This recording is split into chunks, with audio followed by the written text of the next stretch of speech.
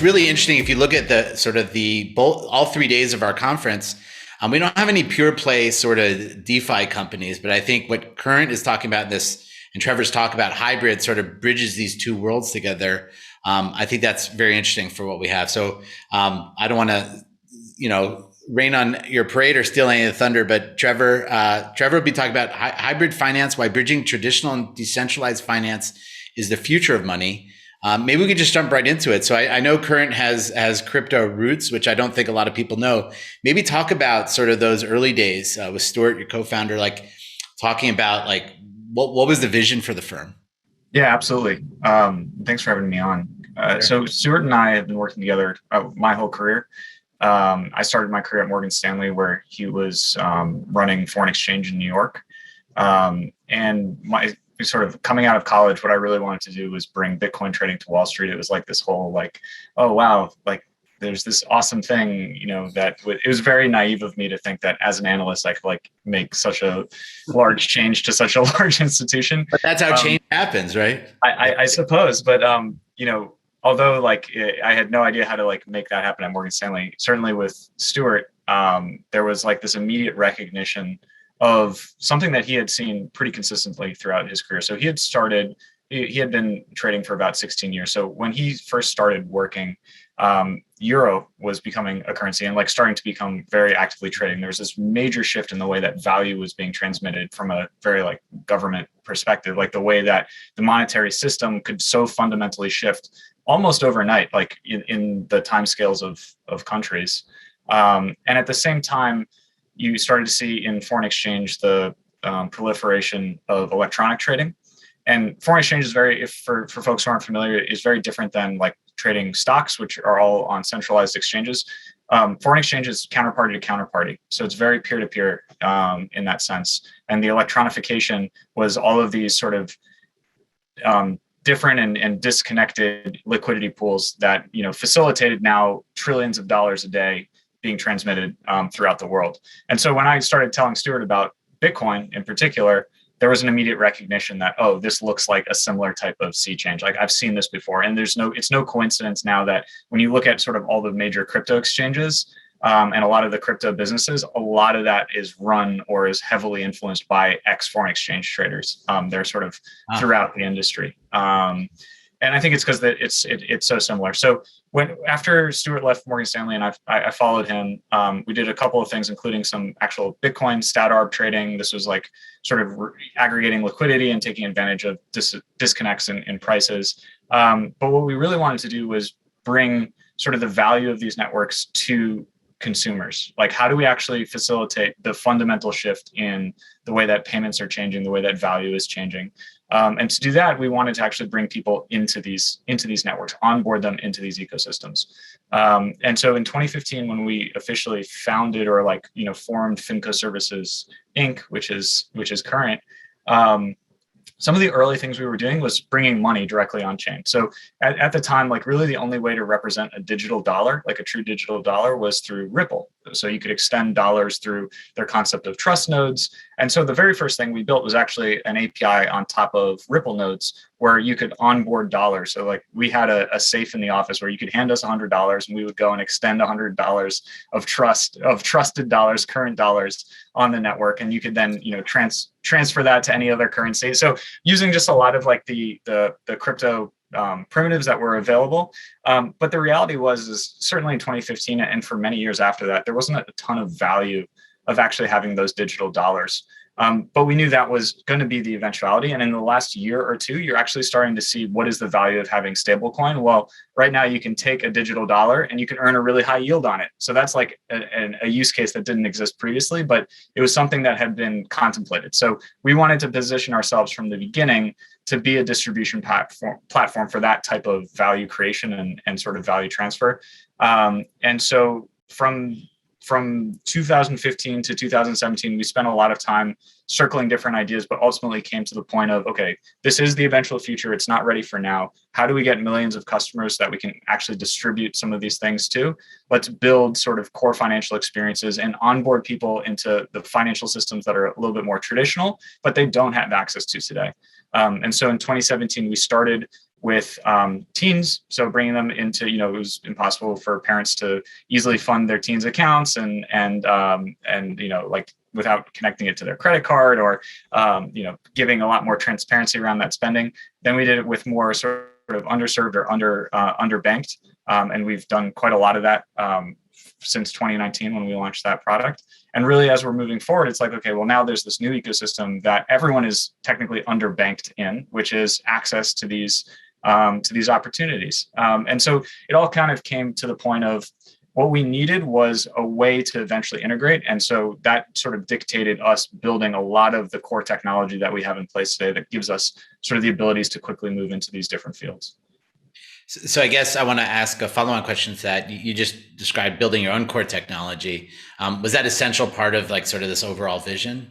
Yeah, that's exactly right. So if you think about like ultimately the main product that all challenger banks sell is fundamentally a balance. It is like the dollar. So you're either, how you get that balance in, what you do with that balance. These are all sort of features of it. But ultimately, when you have a bank account, it's a place to store money and then transmit money through there. And so like all of the movement that's involved with that. And if you outsource sort of the system of record components, you're also outsourcing all of the required integrations for changing that balance. And so for us to translate balance into a different financial backend, whether that is just between different sponsor banks even, which is something that we've done, but also like being able to bring it onto non-banking platforms like on-chain, stablecoin, you need to have that flexibility. Otherwise, that flexibility needs to be built by a third-party partner that may not be incentivized to perfectly align with your roadmap. And so we wanted to have sort of the full control in the way that we proceeded. So, if we want to build something now, even though it is more of our own time, it is completely on our timeline. And we can set priority in terms of the things that we want to bring to light. Awesome. And I know earlier this year you announced a partnership with Akala to build infrastructure on the Polkadot network. You'll have to explain what that is. And also a partnership with Compound Treasury, which we have discussed. Why are you moving into into crypto now? Like, why is now the time? And how did you choose those two different partners?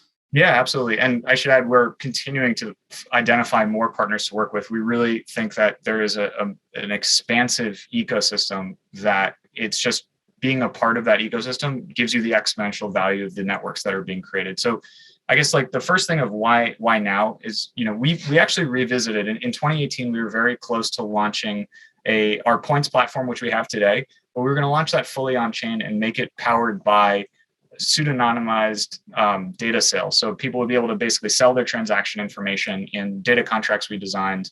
But there was an economic reality of gas prices. And so it's like, okay, if the information in that transaction might be worth 1 cent, but it costs you $20 or $100 in gas fees, the economics didn't quite work. And we decided, okay, let's revisit it when there's a little bit more opportunity here.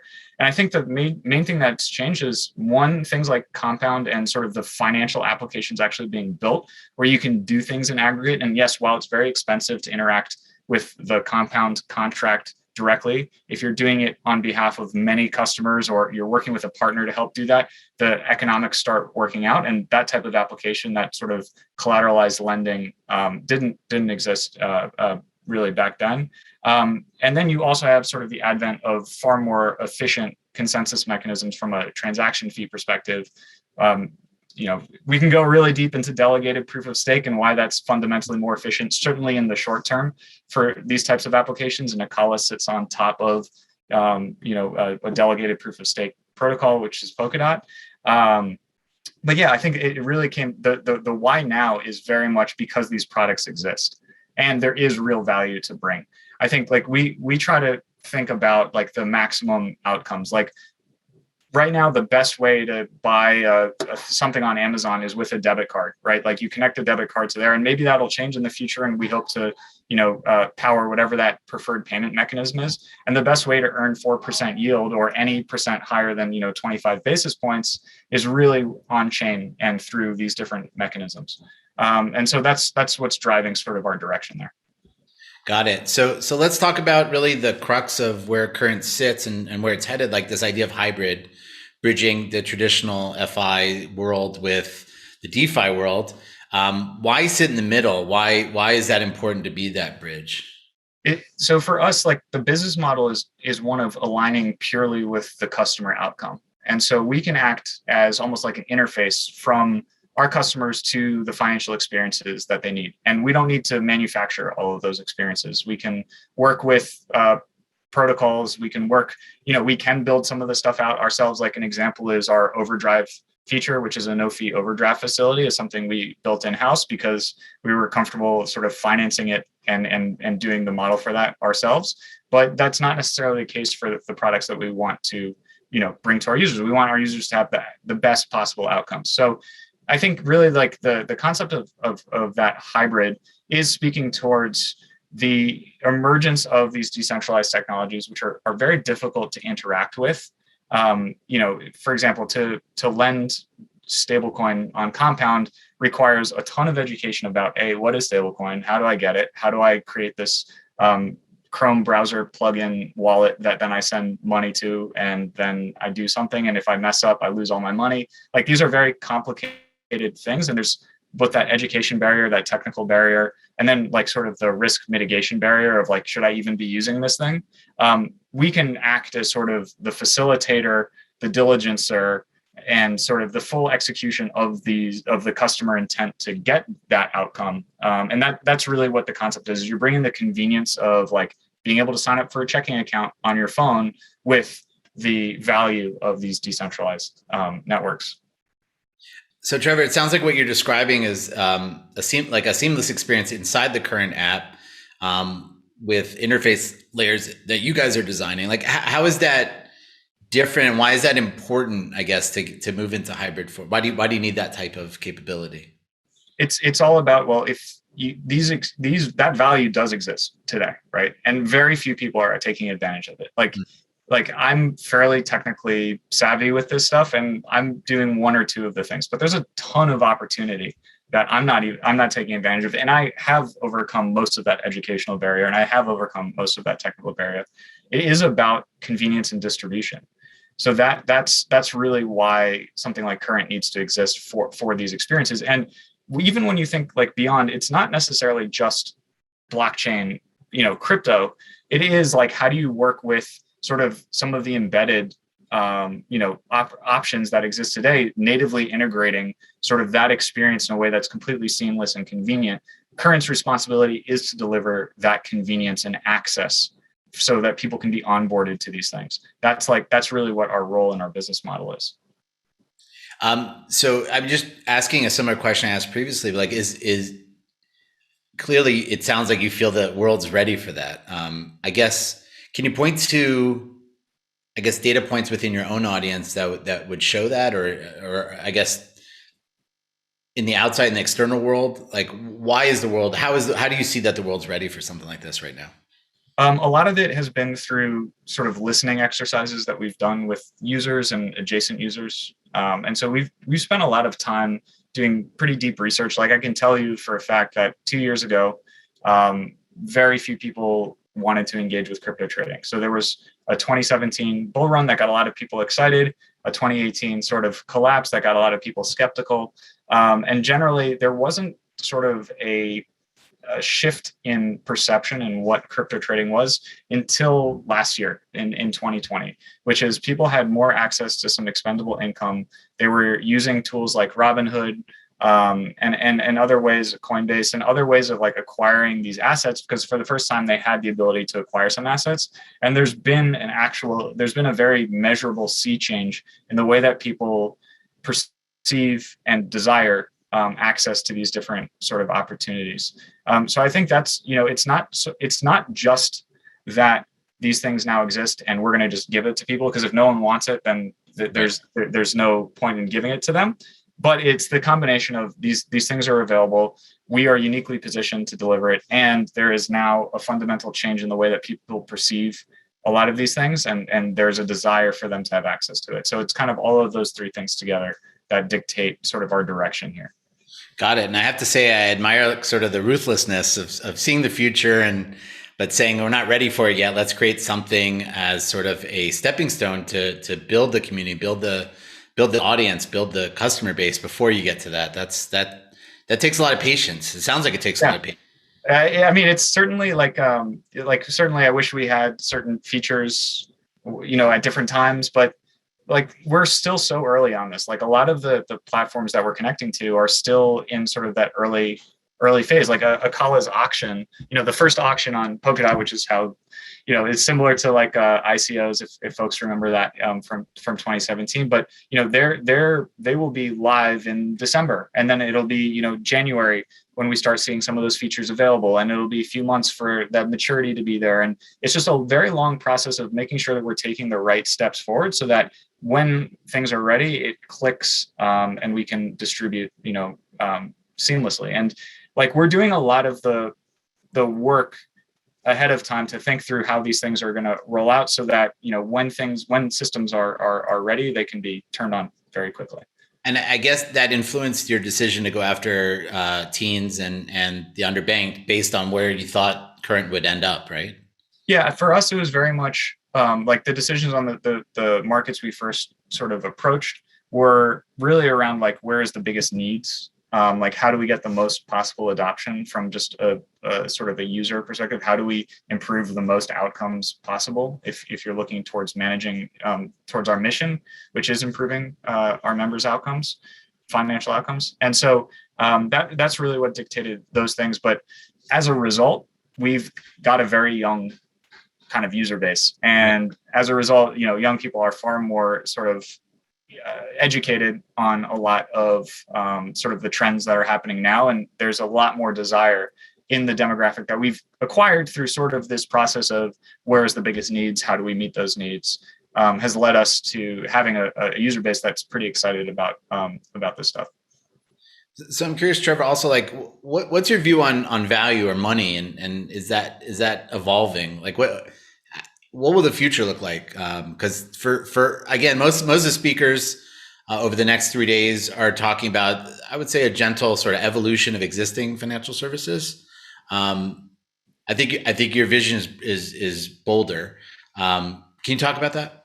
Yeah. I think so. Money, this is like a Stewart quote, and I think there's another trader that it's attributed to as well. There's like a long line of this quote, but money goes where it's treated best. And generally, as long as there are opportunities, those opportunities will be sort of achieved or pursued. And the reality is that the opportunities available to retail investors that just do a bit of homework and really kind of get themselves educated on this stuff is far higher than the access that institutions provide them today. And so there is sort of this gap now. And it's probably one of the first times where, individuals have far more opportunity than individuals via institutions, because certainly in the history of finance, like a lot, money has sort of a gravity where the more of it you have, the more access you get, the more money you make. There's sort of this virtuous cycle in terms of money. But that has changed with sort of these new types of opportunities, access, technologies.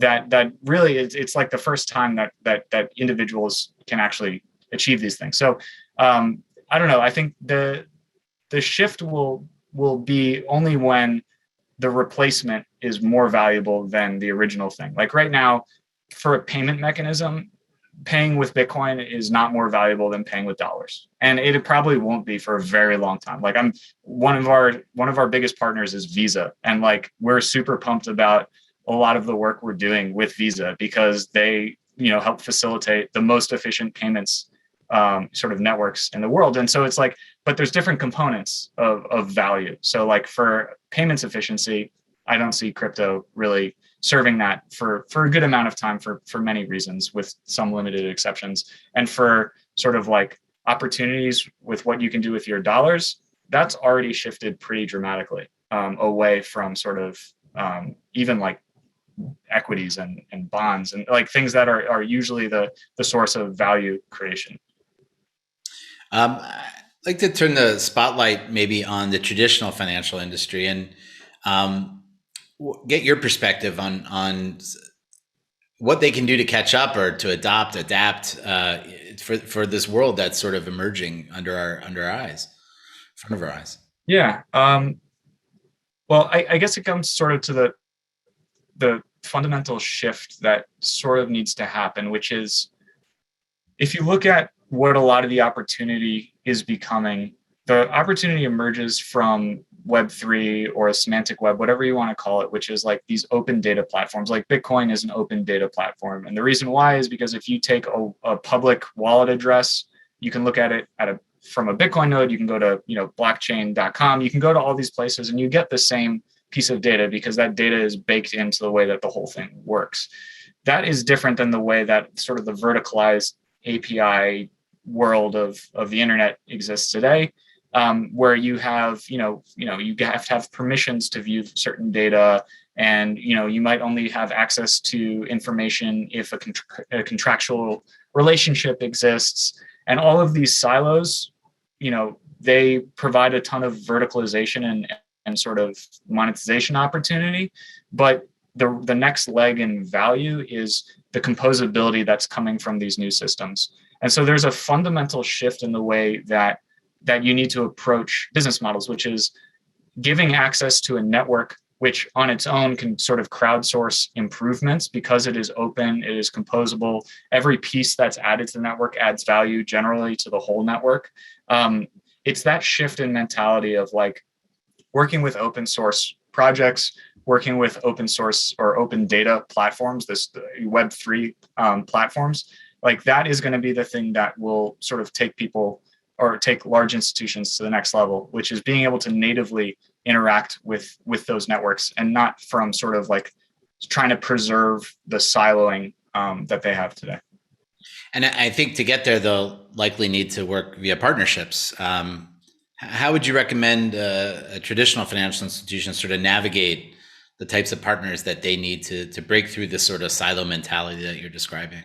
I think a lot of them are like very far on this progress in sort of the progress of getting the understanding that's required. And that's really the first step, which is sort of really understanding and demystifying a lot of sort of the technology that's out there. I think there's like a lot of voodoo that exists from bad press related to Bitcoin and related to other crypto that sort of like, the common thing of like, oh, Bitcoin is great for money laundering. Well, okay, it's actually the worst thing for money laundering because it's completely public, and there are many now. Like the DOJ is like very good at like tracing Bitcoin transactions now to find criminals, and it's like kind of going through a lot of the initial skepticism because it's very easy to like hear about something that you're not super aware of and then connect it to something that's bad and go, okay, well, that whole thing is wrong. So it's like, but I have seen and I have engaged with a lot of like traditional financial institutions that are very actually sophisticated in understanding these things, but it's just a longer time to turn big shifts. So it's a matter of time in my mind for this adoption to happen. Like you already saw it with, every bank has a mobile app, that adoption to Web 2 and to like having that convenience mechanism eventually got delivered, and the ones that delivered it fastest benefited the most from it. And so I think you'll see something similar in this next wave. But there seems to be a tension here, right, between individual agency, which a lot of crypto speaks towards, and sort of the role and prominence of an institution. Obviously, a hybrid sort of blends both worlds. Like, where do we go with that tension? I guess where do you see it headed? So Current's perspective is that we're facilitating the sovereignty of the individual, which is we're functioning as a technology provider. It's the individual who has the desire to have that outcome, and Current's responsibility is to facilitate the outcome. And because these outcomes can be achieved through technological purposes, Current is a technology company enabling those things. We're not, for example, sitting in front of a transaction and saying, okay, you trade with us, we'll go and do the thing. It's very much like bridging people all the way through from a technology standpoint. So I think really technology should be about, and it really has been about, individual empowerment. Like you get every person has access to speak publicly through tons of different platforms. every person should have access to, invest publicly as well through these sort of open platforms too. So it is one of individual empowerment, and I think our role is to facilitate that and to turn that desire into the outcome. We actually have, I was just looking at before the conference started, quite a few regulators actually in the audience today. How would you, based on your view and where you're sitting, how would you sort of encourage them to explore this new world? Well, I'd love to speak with you guys. And I would say the frontier right now is communication around this stuff, which is part of that demystification, part of that sort of process of really understanding what's happening. But the perspective that we're really taking, which I think is actually even different than many of the other crypto sort of yield and other sort of like initiatives, is very much one of taking user directive, ensuring that they're fully informed in what they're asking us to facilitate, and then acting on those directives to the letter of what they're agreeing to. And I think this strategy of really like pushing responsibility to individuals while fully informing them is like a critical part of how we move forward. And so part of that is like, Current not being a bank, Current not being sort of that counterparty, but really facilitating the desires of the user. So yeah, I'd love to like help shape some of the way to think about this stuff, because there is very clear lines that have been crossed, and actually regulators have been very good about calling out sort of when those lines are crossed. And in my opinion, they've been correct on where they've been calling things out. But there is certainly a risk of drawing a line past a point where there is actually a good understanding or a good argument or why that line shouldn't be in that place. But it needs to be an open conversation. I think if we all just kind of go into our shells and make decisions, like it's not going to benefit anyone. Like our desire is to bring these things to market with sort of full comfort around the direction that we're going. Got it. We have a couple minutes left. If you guys want to ask a question, Trevor, do it now or forever hold your peace. What's up next for you guys? Like, what should we be looking out for in 2022 from Current? We've got a lot of exciting products. So you'll start to see some of this like access to opportunities start to roll out. We've got our first take sort of on our interest product that I'm pretty excited that'll be coming soon. But generally, we're really focusing on sort of our core platform, our core experience, ensuring that every interaction you're having with Current is best in class. And that's going to allow us to just continue to put out, exceptional experiences, and really start to transition and add on to this, being able to bring value to customers, which should also sort of expand our reach on who we're acquiring, who we're servicing, as we provide more things that you can't get at other places. And so that's really kind of the focus for 2022. Awesome. I think that wraps up our conversation. Trevor, great talking to you again, and best of luck. Thanks for joining us at the Big Bang Theory conference. Absolutely. Thank you, Zach.